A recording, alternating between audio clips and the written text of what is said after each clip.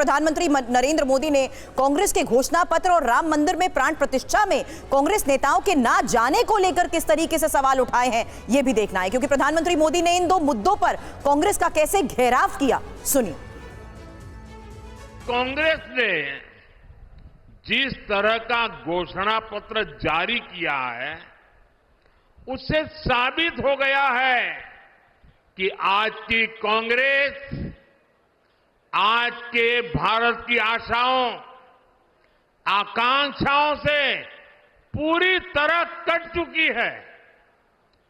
कांग्रेस के घोषणा पत्र में वही सोच झलकती है जो सोच आजादी के आंदोलन के समय मुस्लिम लीग में थी।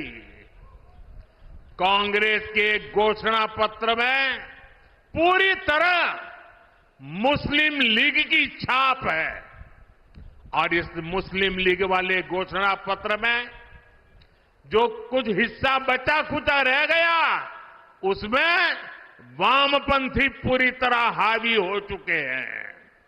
इनकी क्या दुश्मनी है प्रभु राम से, इनकी क्या दुश्मनी है अयोध्या से, उनकी क्या दुश्मनी है हमारी विरासत से कि राम मंदिर बन गया तो बोले हम उसके प्राण प्रतिष्ठा में नहीं जाएंगे, विरोध किया।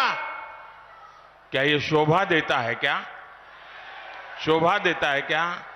इतना ही नहीं, इनके मन में इतना जहर भरा है कि उनकी पार्टी के कुछ लोग राम मंदिर प्राण प्रतिष्ठा में आ गए तो उनको 6 साल के लिए पार्टी से निकाल दिया।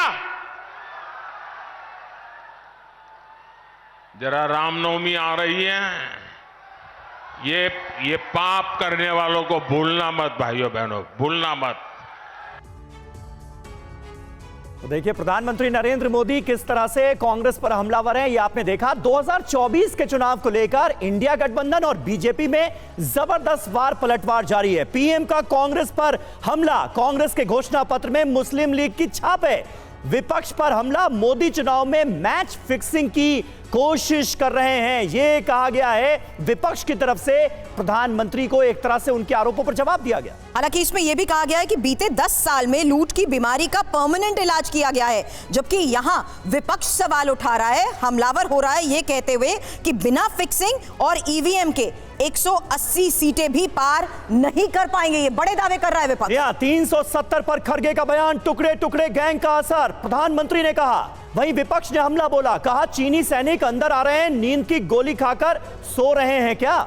इसमें महत्वपूर्ण यह भी है कि किस तरीके से पीएम का जो लगातार आक्रामक रुख सामने आ रहा है, उसमें उन्होंने यह भी कहा कि इंडिया मतलब देश विरोधी नफरती ताकतों का ठिकाना, जबकि विपक्ष ये कह रहा है कि भ्रष्टाचार के आरोपियों को बीजेपी में शामिल कराया जा रहा है। जी हां, किस तरह के मुद्दे उठाए जा रहे हैं देखिए। इंडिया के लोग भारत को बांटने की बात करते हैं, यह कहा गया बीजेपी की तरफ से, पीएम की तरफ से। विपक्ष ने हमला बोला, कहा देश में संविधान और लोकतंत्र की हत्या की जा रही है। एक और महत्वपूर्ण बयान, जहां प्रभु राम से क्या दुश्मनी की, प्राण प्रतिष्ठा का विरोध किया और किस बात पर देश की जनता 400 पार करेगी, यह सवाल जिस तरीके से बार बार उठा लिया जाता है। एक सवाल घोषणा पत्र के लिहाज से भी यहां पर जरूर करना चाहूंगी शलभ मणि आपसे कि आखिर ये 400 पार की जो बात कही जाती है, किस बात पर देश की जनता 400 पार करेगी, यह सवाल उठा दिया जाता है, क्योंकि आंकड़ों के लिहाज से जो टारगेट रख लिया जाता है उसे अचीव कैसे करेंगे? देखिए, ये जो चुनाव होने जा रहा है, ये देश के वफादारों बनाम देश के गद्दारों, राम के गद्दारों के साथ होने जा रहा है। और देश की जनता बहुत स्पष्ट है। आप देखिए 370 पर क्या क्या बोल रहे हैं, और 370 के जो पैरोकार हैं वो ये नहीं बताते कि जब 370 कश्मीर में थी तब क्या वहां पे SC ST को आरक्षण मिलता था क्या, अनुसूचित समाज के लोगों को आरक्षण मिलता था क्या?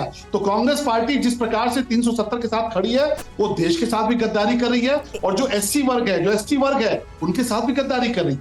ये भगवान राम के भी गद्दार है। भगवान राम के मंदिर का कितना विरोध किया अयोध्या के भीतर। वो तो सीधे आरोप लगाते हैं कि आप धर्म के नाम पर बांट रहे हैं, नफरत के खिलाफ वोट करें लोग। बल्कि आप अगर भगवान राम के खिलाफ बोल रहे हैं तो क्या आप धर्म के आधार पर नहीं बांट रहे?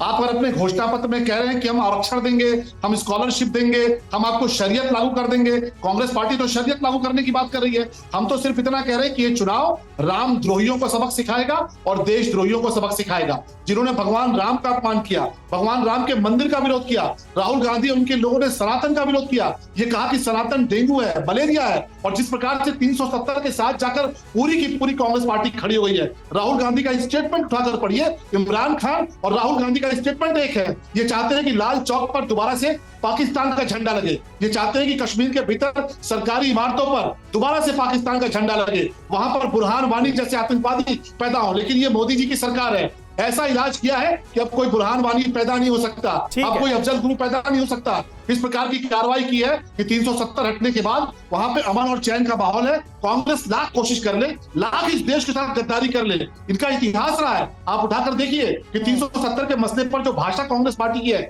वो इस देश के गद्दारों की भी भाषा है। और इसलिए हम कहते हैं 370 हटाए जाने का विरोध कांग्रेस पार्टी ने ऑफिशियली नहीं किया है। शलभ तरीके पर सवाल उठाए कि जिस तरीके से इसे हटाया गया उस पर सवाल उठाए हैं, लेकिन प्रभात जी इसका जवाब आपको इसलिए देना चाहिए क्योंकि कांग्रेस पार्टी का एक स्टैंड जो मैंने बताया, दूसरा ये कि तमाम नेताओं के बयान, इंडिया गठबंधन के ऐसे दल जो कि 370 हटाए जाने का विरोध भी कर रहे हैं, उस पर आपकी चुप्पी, सनातन को लेकर जो टिप्पणियां की जाती हैं उस पर आपकी चुप्पी, इसलिए यह सवाल लाजमी है। समीर भाई सबसे मैं तो कह रहा हूं ज्ञान देने वाले लोग, मैं चुपचाप सुन रहा था। मैं आशा करता हूं कि इतनी बोलिए आप बोलिए। तो पता होगा इनको। सनातन पर ज्ञान देने वाले सलमनी त्रिपाठी बताएंगे क्या कि गोमांस निर्यातक सबसे बड़ी कंपनी से जो चंदा लेता हो, बीफ कंपनी से चंदा लेने वाला सनातन पर ज्ञान देने के लिए बैठा हो सामने, तो बड़ा हास्यास्पद लगता है। समीर भाई सनातन की बात करते हैं, ये कौन से सनातनी कहा के सनातनी भाई जो गोमांस निर्यातक से पैसे लेते हो चंदे में और फिर उसको धंधा देते हो। और दूसरी राम की बात आ रही है, हिंदू मुस्लिम, भारत पाकिस्तान, इसके अलावा इनके पास में एक भी मुद्दा नहीं है देश को बताने के लिए कि 10 वर्षों में इन्होंने किया क्या। ये मैं बता रहा हूं। इन्होंने किसानों के ऊपर कार चढ़वाने का काम किया, कील गाड़ने का काम किया, युवाओं को देश की 45 साल में सबसे बड़ी बेरोजगारी देने का काम किया, मणिपुर के अंदर हमारी मातृशक्ति को नग्न परेड करवाने का काम किया। ये तो इनका काम है और ये सनातन की कर रहे हैं बात। लेकिन मैं सच्चाई पे आता हूं, आज देश जो जिस स्थिति में है, हम बात इनके ट्रैक पर हम जाने वाले नहीं। ये हिंदू मुसलमान करते रहे। अरे चुनाव आयोग भी तो देख रहा होगा ना कि देश के प्रधानमंत्री राम के नाम पर वोट मांग रहे हैं। ये तरीका है। अरे तो प्रभात जी क्यों नहीं रोका आपने अपने सहयोगी संगठन को, डीएमके को, जिसके तमाम नेता सनातन के लिए गालियां निकाल रहे थे, क्यों नहीं रोका? चुप्पी क्यों साध ली? यही तो मैंने पूछा। समीर भाई पूरी बात बोलने देना।